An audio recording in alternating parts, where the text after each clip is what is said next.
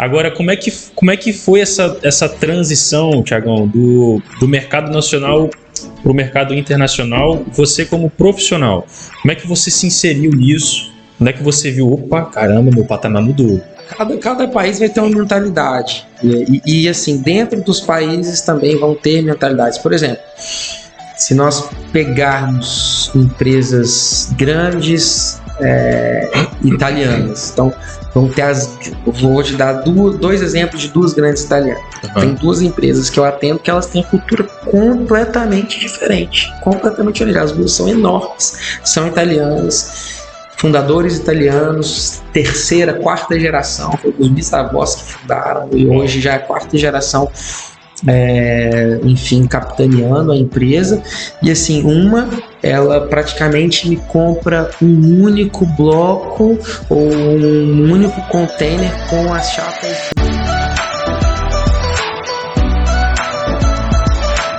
Fala, turma! Tá começando mais um Alianza Cast, o Alianza Cast número 6 da Alianza Digital. Tô aqui, eu sou o Thiago, CFO da Alianza Digital. Tô ao lado do Samuel Rossi, também sócio e CEO da Alianza.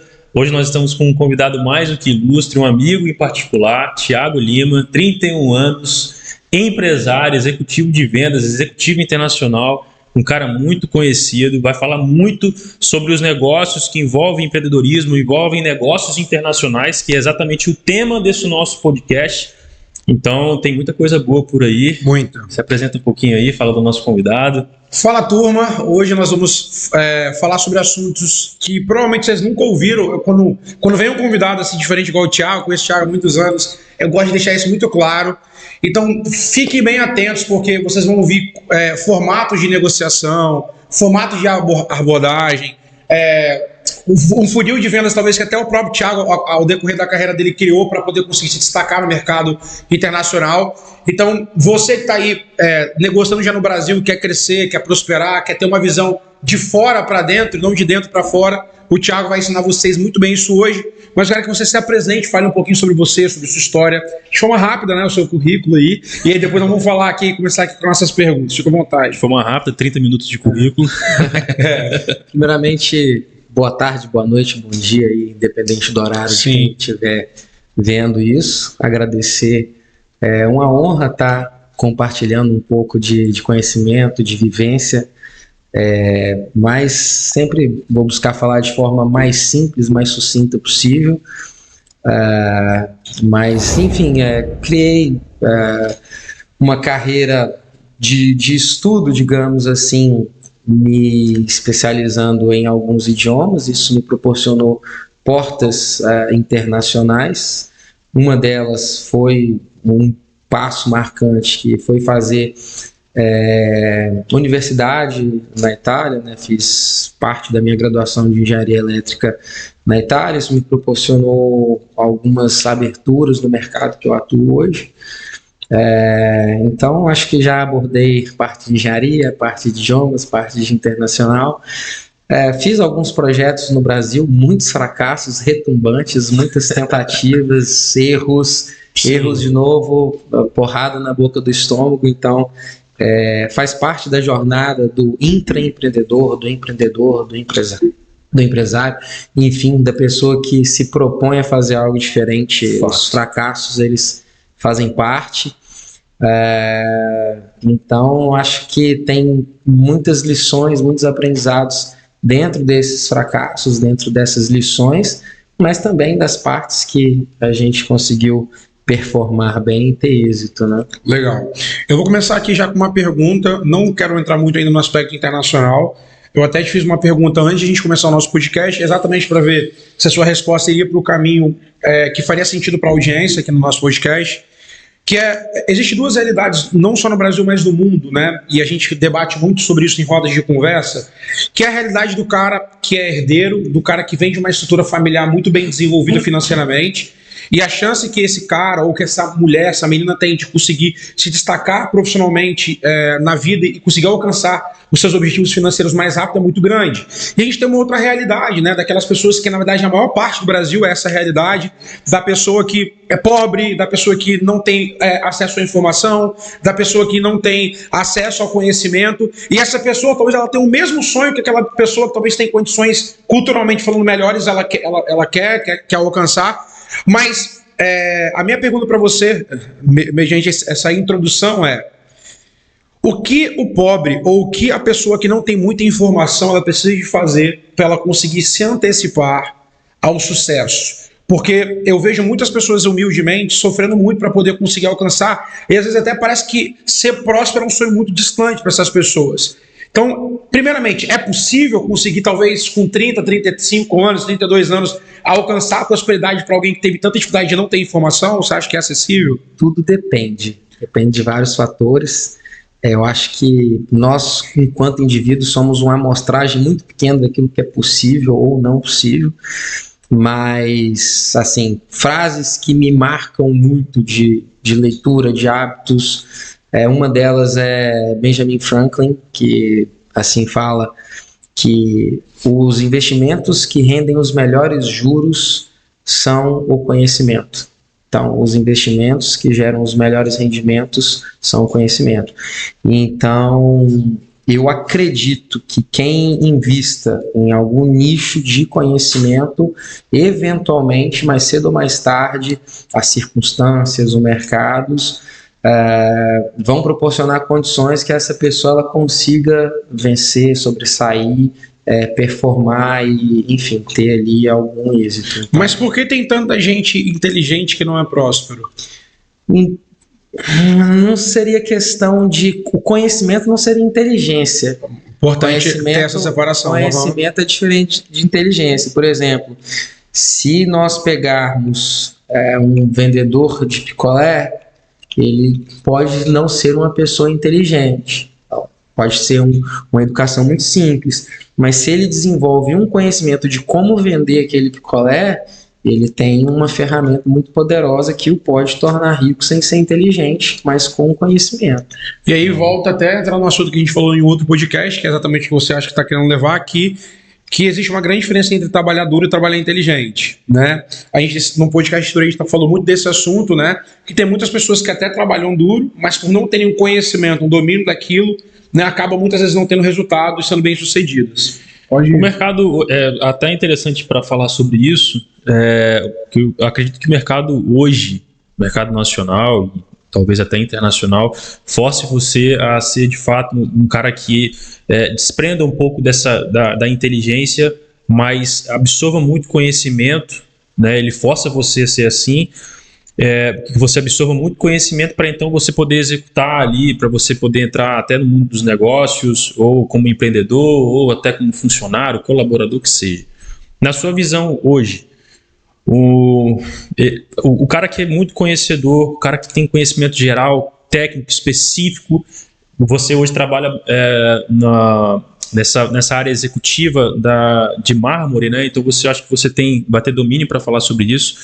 O cara, para se inserir no mercado hoje, ele pensando ou não ser empresário, pensando ou não fazer negócios, ou operando como um funcionário mesmo, colaborador, o cara, para se inserir hoje, o que você aconselha para que ele inicie a sua jornada? Ele precisa de começar através de um curso preparatório, ou então ele já mete as caras, já vai na prática, vai na marra? Como é que você vê assim, essa imersão hoje no mercado?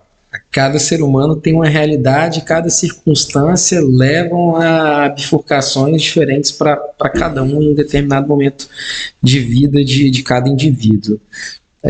Mas eu particularmente acredito que o desejo, a vontade é o primeiro passo, que é fundamental, e o segundo passo de equilíbrio ali para dar a jornada é uma ação inicial. Então, assim, se a pessoa ela não quiser, não tiver anseio, dificilmente ela vai chegar em algum lugar, porque ela não deseja chegar em lugar nenhum, então é mais complicado. Então, o primeiro passo é querer muito, tem que querer muito, assim. Então, e não só querer sem executar também não faz muito sentido.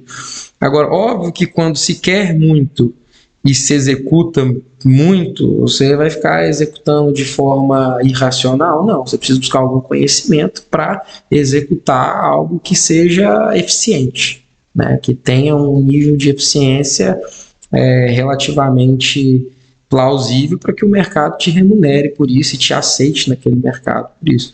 Então, acho que primeiro é ter uma vontade interior acima da média, buscar isso, buscar desenvolver esse querer, essa vontade, junto com a vontade, ação, e junto com a ação, qualificação. Então, agora, como se qualifica leitura de livro, conteúdo da internet, aí cada um vai ter o seu caminho, vai ter a sua aptidão natural.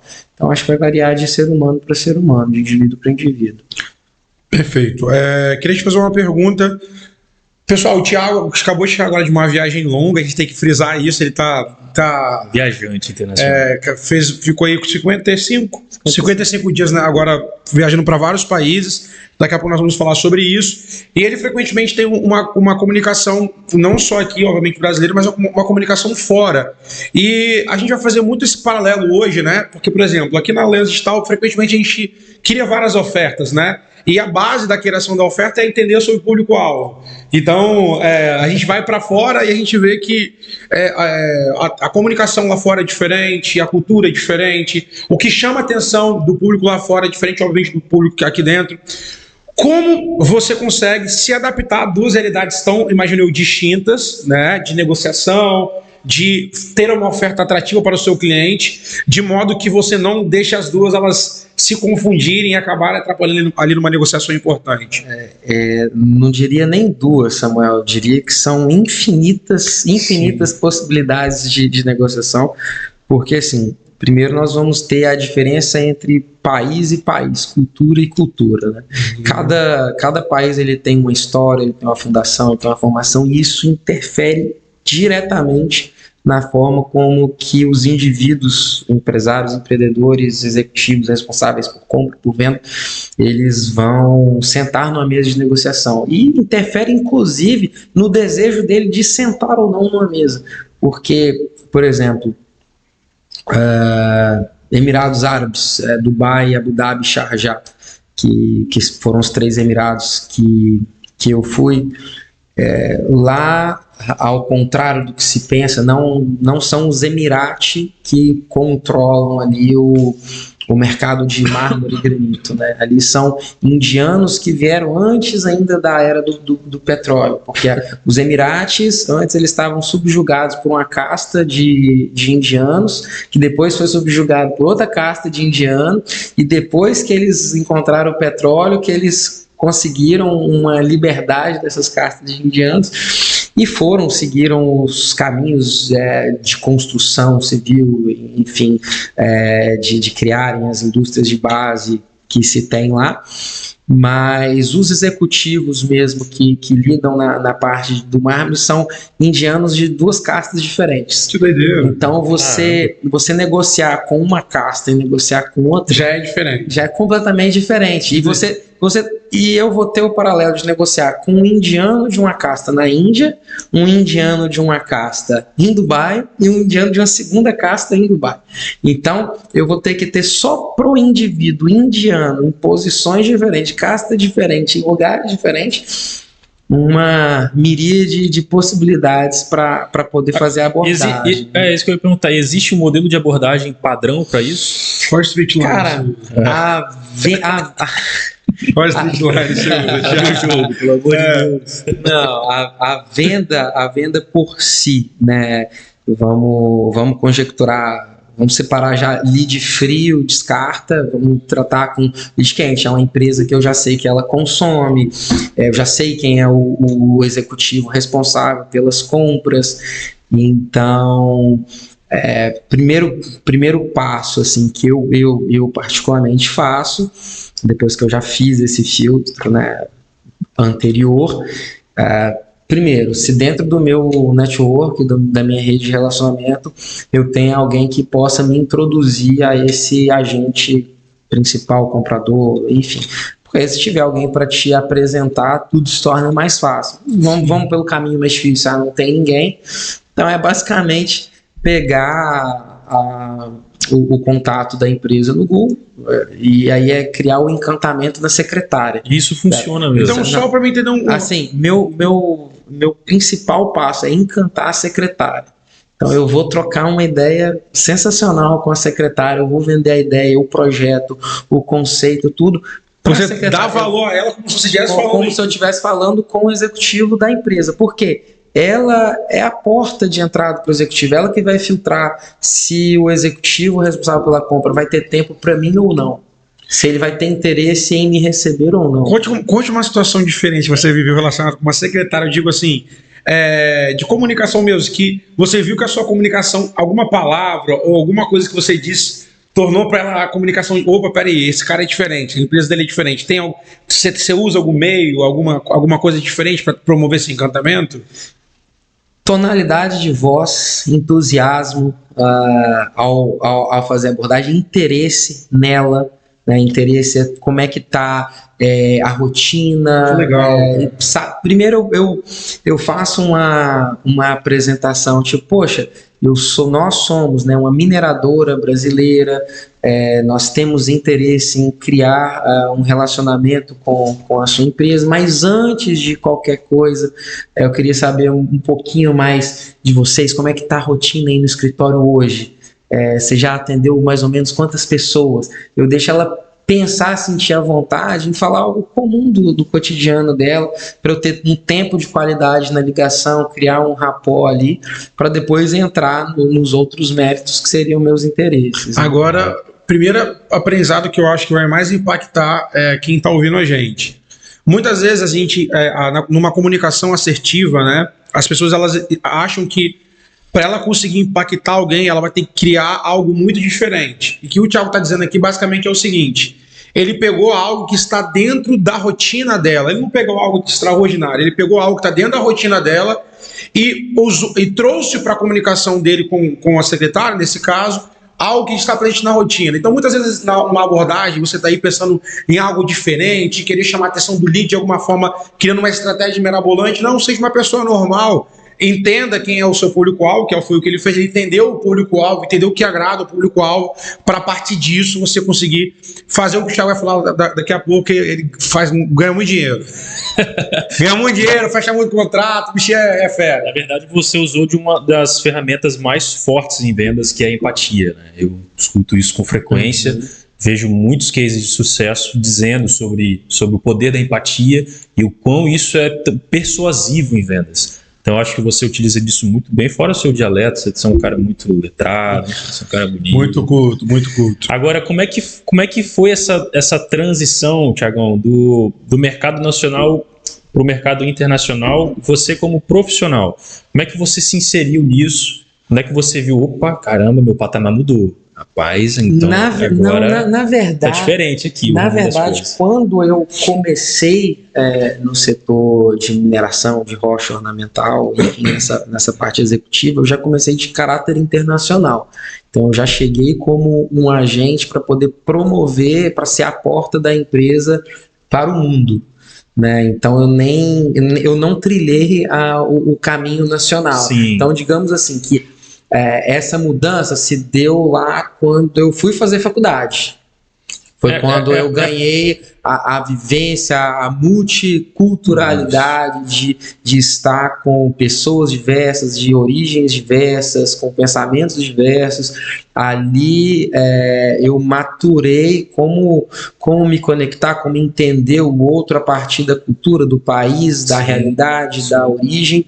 E depois isso foi um fator que me trouxe a desempenhar esse papel posteriormente. Porque isso também está muito ligado à experiência que você teve com a empresa que você abriu lá na Itália, né? Então, eu acho que a minha pergunta foi mais por essa questão. Você começou empreendendo. Obviamente você já tinha uma ascensão aqui no Brasil, mas você começou mesmo, deu as caras lá fora e tentou trazer para cá. Era mais ligado a esse nível de experiência, entendeu? Com sim. a sua pessoa. Isso aí foi realmente. é totalmente pertinente, porque quando eu abri meu primeiro projeto, ainda quando estava fazendo faculdade, eu tive que fazer as primeiras abordagens ligando para fábricas italianas, né? Como eu sendo uma empresa brasileira, se internacionalizando, então eu tinha que solicitar, olha, nossa empresa está com operação agora na Itália, vou precisar de uma fabricação made in Italy. Então eu tive que fazer esse processo inverso de comprador, entendeu? E então é ligar para fábricas, visitar fábricas, saber como é que era uma abordagem. Isso aí me aplainou o caminho para depois, quando eu inverti o papel, né, já como vendedor, né? Primeiro eu fui comprador para depois ser vendedor, então eu entendi os dois lados da moeda. Em 2018 eu fiz uma viagem, né? E a gente, às vezes quem estava ouvindo a gente, fazer uma viagem internacional é um sonho muito distante para essas pessoas, né? Em 2018 fiz uma viagem para a Europa, foi minha única oportunidade fora, e de fato meu entendimento quando eu volto de lá é um entendimento que eu vejo claramente quando eu converso com você, nas vezes que a gente tem a vontade de sempre estar junto, né? Você é um amigo de longa data, mas quando eu converso com você, a lembrança dessa experiência que eu vi me vem à tona na maioria das vezes que a gente conversa. Aí você fala, por quê, Samuel?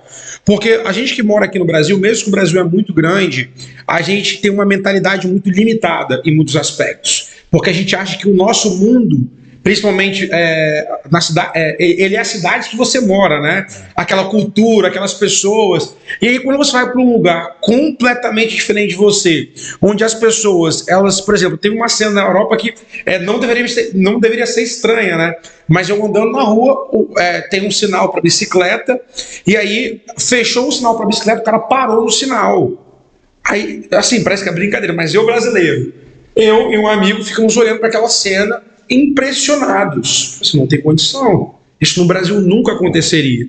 Uma outra coisa que a gente estava no metrô conversando, a gente ali conversando, e eu vejo que as pessoas na Europa claramente são muito focadas cada um em si, né? Cada um em si mesmo. Ninguém está olhando para você, se portando com você, o que você faz, o que você fala. Então, quando eu volto de lá, eu sempre costumo dizer que minha mente, ela abriu muito. Você rodou praticamente muitos países no mundo e conheceu diversas pessoas. E aí eu vou fazer uma pergunta simples, né?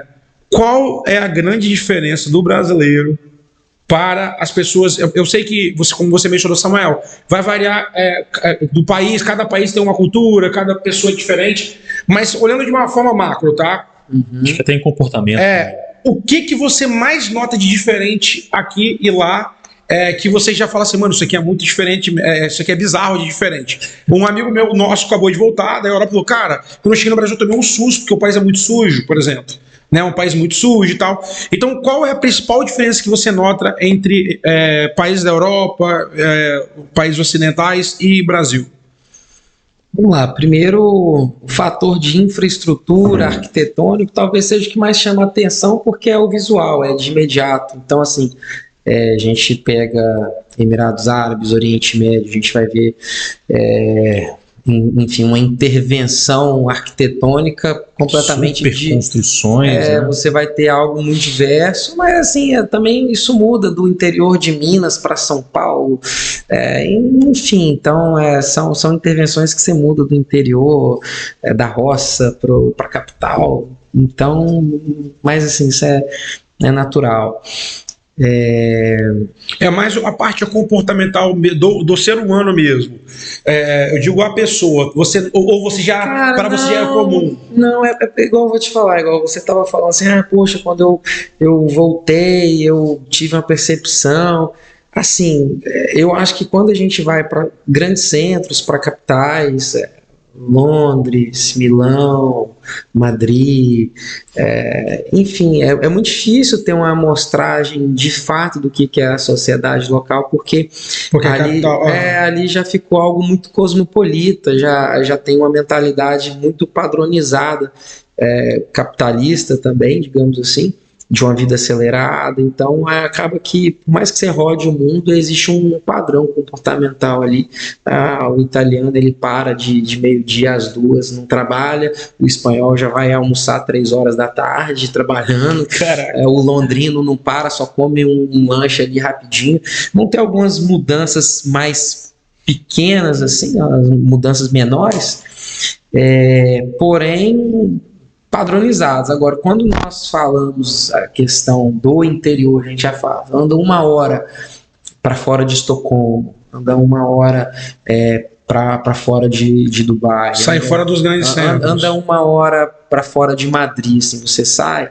Aí sim, você vai conversar com o local, com o produtor de oliveira, que tem ali o moinho, que faz ali os azeites de Córdoba, ou um plantador de parreira na Itália, que produz, espreme os próprios vinhos. Então ali você vai ter uma diferença cultural de como às vezes é mais apegado à família, menos apegado à família.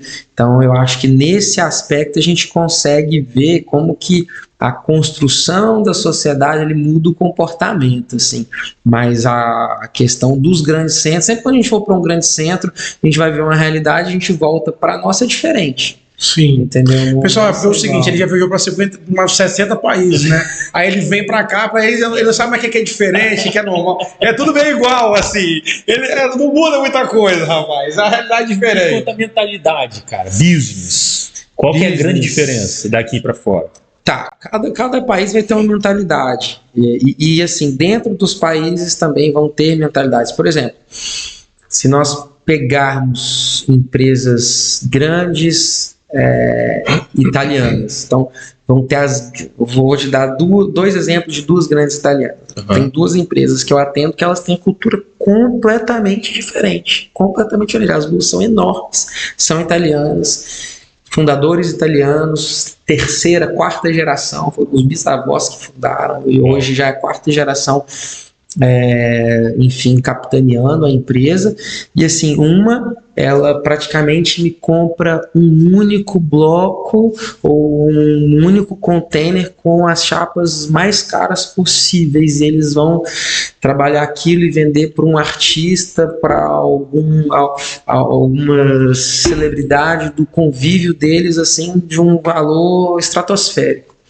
E eu já tenho um outro que ele vai comprar tudo aquilo que nenhum dos outros quis, ele quer realmente o que sobra, e ele vai performar uma logística bizarra para poder distribuir na África, no leste europeu, e vai ter uma modalidade de business completamente diferente. Então, ambos são italianos, ambos são grandes, ambos têm faturamento acima de 100 milhões de euro anual, e um tem o comportamento de comprar um produto com altíssimo valor agregado e pouca quantidade, o outro com baixo valor agregado e alta quantidade, porque eles atendem mercado diferente. Então, de fato, um foi para o volume e outro foi para o... Então, assim, o que muda na mentalidade?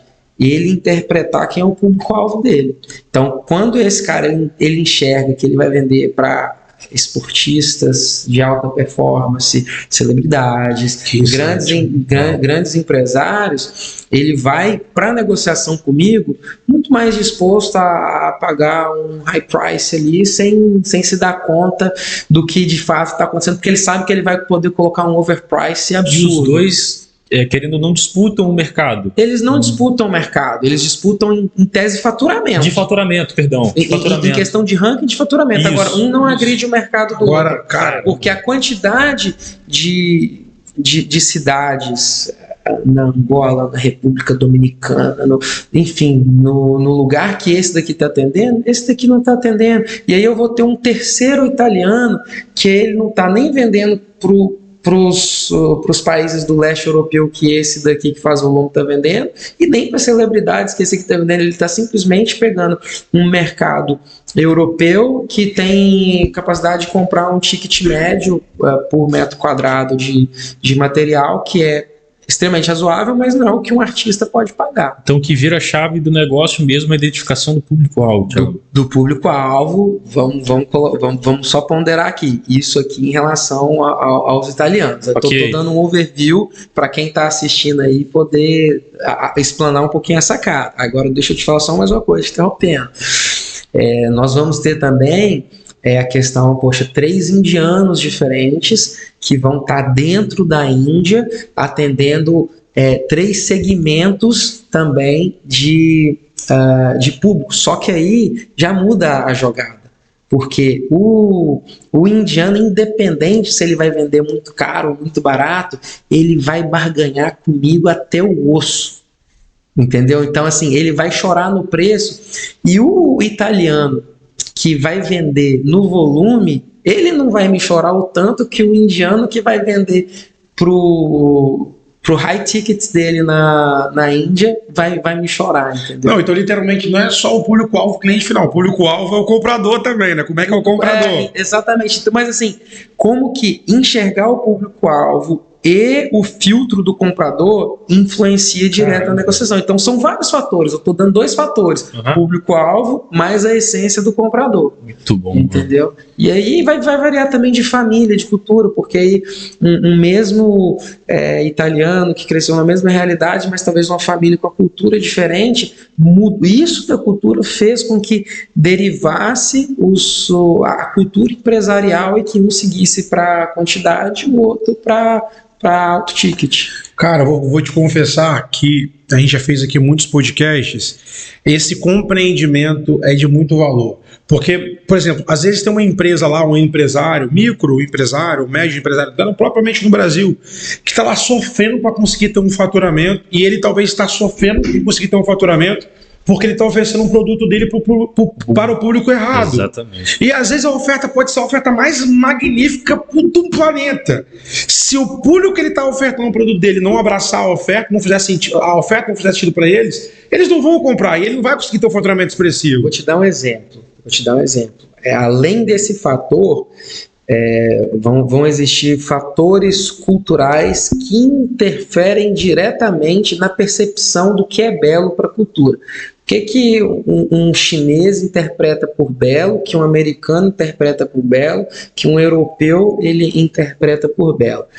Vão ter, porque eu vendo os produtos que eu vendo como obras de arte, né? São expressões da natureza que eu os trato como obra de arte. Cada bloco ele é único, cada chapa trabalhada ela é única e ela é uma expressão artística. De fato, é muito bonito. Né? Eu assim os vendo.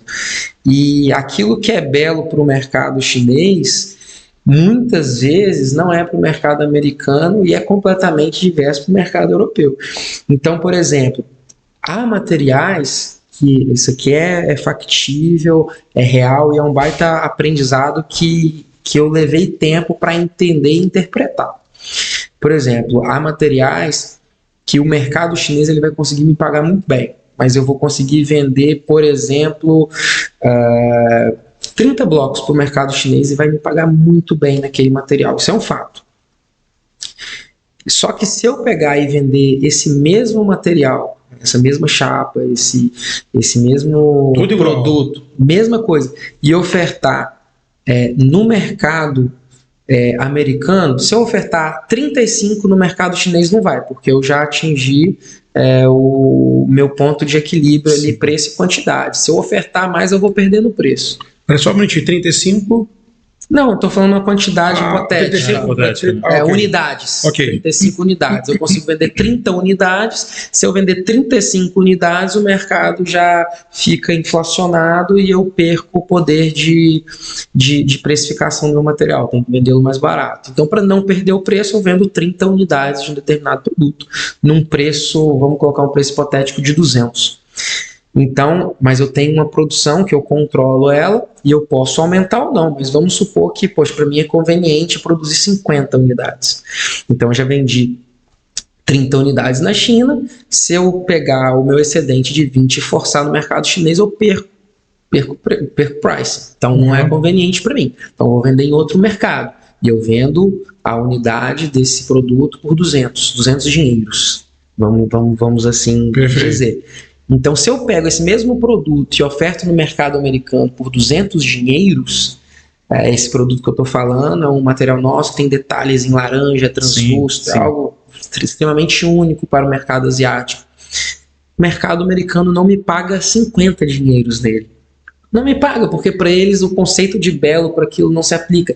A estrutura arquitetônica deles de clean, de branco com vidro, com inox, não tem fit com uma expressividade laranja muito marcante. Caramba, Então, para eles não faz sentido aquele produto. Então, eu posso ofertar meu produto de 200 para o mercado chinês, por 40 para o mercado americano, que não faz sentido. Vai ficar abaixo do meu custo, eu estou tomando prejuízo e forçando algo para eles que não faz sentido, mas que para o chinês é muito belo. E aí você recorre a uma carteira de produtos, é isso? E aí... Não, calma aí. Aí eu vou explicar. Eu tô tentando até um sentido nisso. Aí, por exemplo, mas eu ainda continuo com 20 excedente, porque para minha produção fazia sentido eu completar uma produção vender de 50 unidades. Sim. Então, o que eu vou fazer? Eu vou buscar um mercado alternativo que ele veja beleza e valor e que me gere lucro, mas que não vão ser os mesmos 200 unidades de dinheiro que o mercado chinês paga. Então eu vou no Azerbaijão, eu vou na Rússia e lá para eles aquela expressão de beleza vai estar disposto a pagar 170. Ótimo, não são os 200, não são 200 mas são 170. Mas são 170. Então assim, você interpretar que produtos, o mesmo produto para mercados diferentes tem preços diferentes, cara, isso aí é um game change total da sua forma de enxergar o macro mercado. Porque se a gente enxergar o mercado como um produto, ele deve custar a mesma coisa, mas a percepção de beleza é diferente. Não tem como realizar padronização dentro desse processo de... Tem. Digamos que tem, mas aí vamos supor, um material que ele tem uma expressão artística, fica mais complexo. Um material mais padronizado, você consegue padronizar. Um material que não tem muito movimento, que, por exemplo, um granito branco, um granito amarelo, um granito verde escuro, ele vai ser aquilo. Então, a mesma percepção do que seria mais ou menos belo para um americano desse e para um chinês não vai mudar muito. Então, ele vai pagar 35 dinheiros e esse aqui vai pagar 38. Mas vai estar padronizado. Agora, quando entra na questão da questão estética, o belo ele é muito singular, é o produto para o cliente certo. Então, o mesmo produto que eu oferto para um chinês, esse está disposto a pagar no metro quadrado do material $2.000 e esse aqui não está disposto a pagar $500 o metro quadrado do material. E tudo bem, os dois estão na China, só que eles têm percepções de beleza diferentes. E qual é o diagnóstico que você faz hoje do mercado nacional brasileiro, hoje no mundo do empreendedorismo em geral? Qual é o diagnóstico que você faz das empresas? O que as empresas erram? O que elas deveriam acertar? Você tendo essa experiência em vendas, obviamente vendendo um produto específico, mas que envolve mesmo vendas, inteligência emocional, comunicação interpessoal, envolve todas essas coisas. Qual é o diagnóstico que você faz hoje do Brasilzão, dos empreendedores em geral, e se eles erram em algum ponto, se eles precisam tender para acertar em outro, qual é a sua visão? Assim, Deixa eu só entender, você está se referindo a empresas brasileiras vendendo para consumidores brasileiros ou empresas brasileiras tentando se internacionalizar vendendo para fora? Você consegue fazer um diagnóstico desses dois fatores, desses dois lados? De forma bem... não tem como fazer de forma micro, né? Não tem como você fazer uma avaliação micro, eu acredito disso, sim. Também, assim, mercados diferentes vão ter percepções diferentes, mas, assim, de certa forma, eu vejo como consumidor, porque no Brasil eu sou consumidor, não sou vendedor.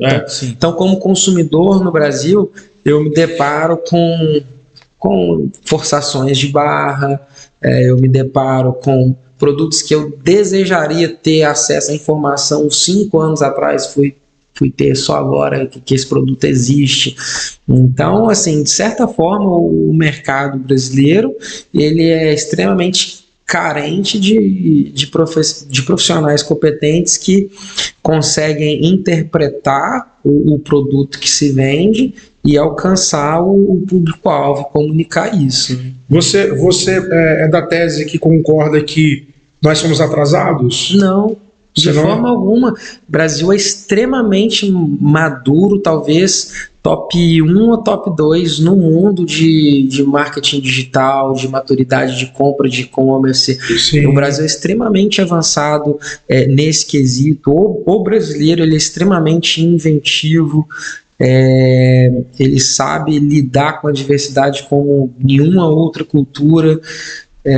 Então, não, muito pelo contrário, eu acho que os entraves do Brasil, eles vão se dar muito mais por questões de o brasileiro ser alegre, ele se contentar com pouco, faz com que ele deseje pouco e alcance pouco, mas tudo bem.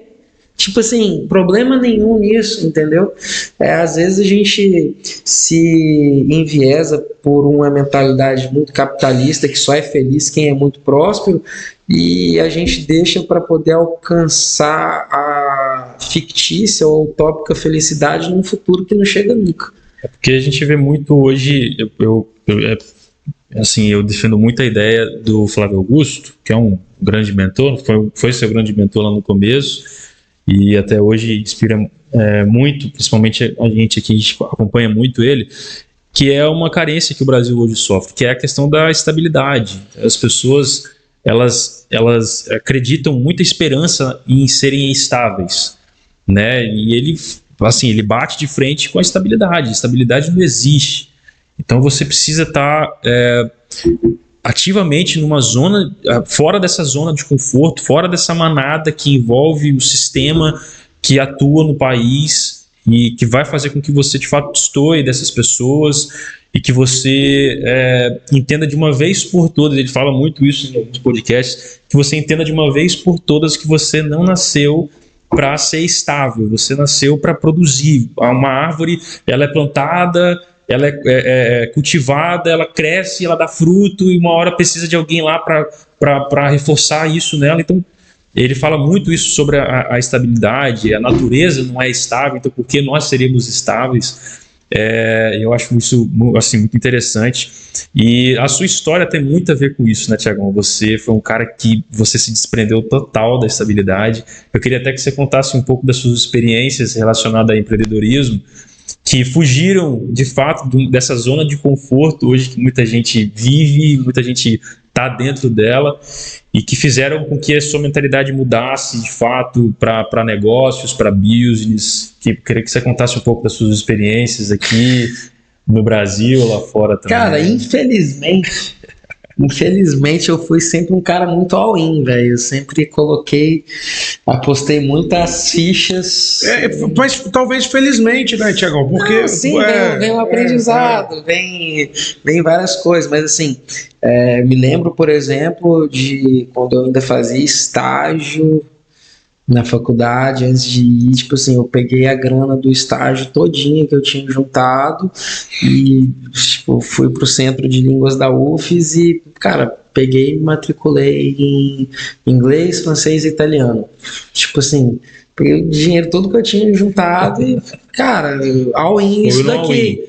Tipo, eu tinha grana pra mais nada no próximo ano. Tipo, era o semestre, né? Pagava o semestre, mas enfim, depois eu fiz isso de novo, juntei o dinheiro do estágio para poder fazer isso de novo, e tipo assim, ficar quieto em casa, estudando, se privando de várias coisas, da realidade, até de viver assim, pensando no fruto futuro, assim, mas isso varia muito de indivíduo para indivíduo. Eu ficava bem, eu fico bem em casa, lendo sozinho, se eu tiver com pessoas eu adoro, mas se eu tiver sozinho também curto pra caramba.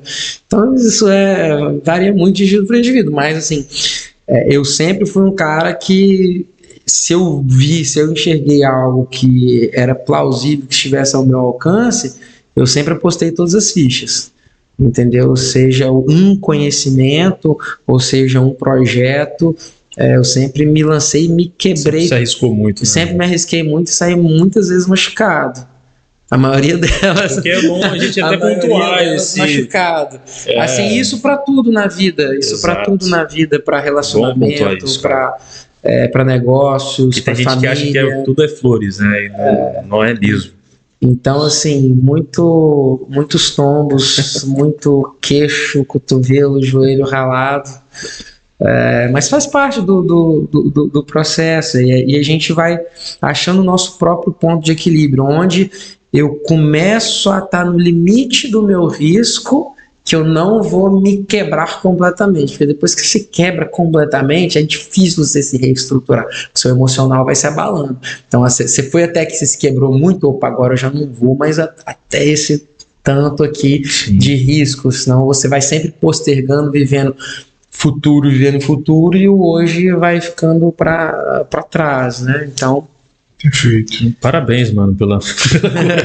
Indo já para o final do nosso podcast de hoje, com essa visita ilustre, cara fenômeno, a gente aprende muito com ele, se ele vem aqui na empresa.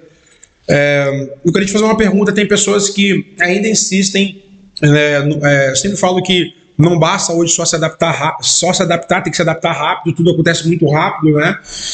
E a gente vê ainda pessoas perdendo tempo com coisas muito insignificantes. O que você diria para essas pessoas? Cara, isso é muito subjetivo.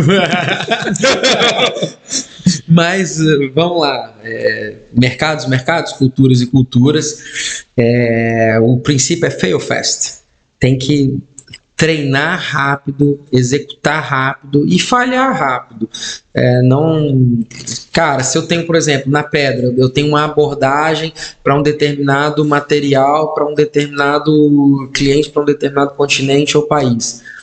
Cara, eu preciso executar aquela operação de forma muito rápida, escutar o não o quanto antes, que assim que eu escutar o não para desse produto, para esse mercado, eu vou estar livre para fazer uma nova tentativa para um outro comprador naquele continente, naquele mercado ou para outro país. Eu não posso ficar preso, tipo assim, eu vou pensar dessa forma, ficar muito meticuloso.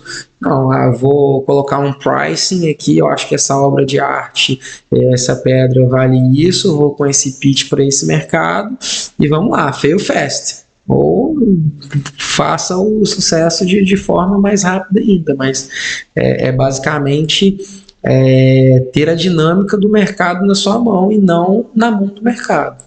Muito bom, muito bom. Bom, já a caminho para o final, o Samuel já deu a deixa aí. Geralmente, Thiago, a gente faz uma sugestão, né, de uma pergunta que a gente faz no final, que é uma pergunta padrão, que é exatamente o conselho ou a sugestão que você adoraria receber há 4, 5 anos atrás, que o Thiago hoje tem à disposição, a capacidade de poder fornecer isso às pessoas. Agora você vai direcionar a sua palavra para quem está nos ouvindo. Então, o que você diria para o Thiago de 4, 5 anos atrás, depois de tudo isso que você viveu, que eu tenho certeza que vai motivar muitas pessoas que estão lá do outro lado da tela? Uma coisa que eu gostaria de dizer hoje, o Thiago de 31 anos, voltar lá, eu não vou falar 5 anos, não. Vou falar pro Thiago de 19 anos. Isso. Que valeu a pena investir em educação, que valeu a pena abdicar do presente em detrimento do futuro, e que se pudesse ser um pouco mais intenso, valeria a pena muito mais. Caramba, muito bom. Mais intensidade, more intensive. Muito bom, muito bom. Bom, já encerrando aqui, a gente geralmente esquece isso no começo, mas deixa o joinha aí, compartilha com geral, se inscreve no nosso canal. A gente está recebendo assim, uma movimentação muito boa de recomendações, as pessoas estão comentando com a gente, quando não no YouTube, às vezes comentam no Instagram, comentam com a gente pessoalmente também, então a gente está bem satisfeito com isso, mas obviamente quanto mais engajamento, mais compartilhamento, a plataforma vai entendendo que está havendo essa movimentação de pessoas e vai recomendar a outras pessoas também. Então, que os nossos conteúdos alcancem essas outras pessoas, nós precisamos que vocês colaborem, assim como vocês já estão fazendo. Então, a gente é grato por isso. Mas deixa o joinha, compartilha, se inscreve no nosso canal, comenta aí o que vocês acharam de interessante aqui na nossa conversa, ou até um conselho, ou uma recomendação, que seja. Façam isso, porque vocês vão estar ajudando muito a gente. Até a próxima, pessoal. Até a próxima. Tchau, tchau. Valeu.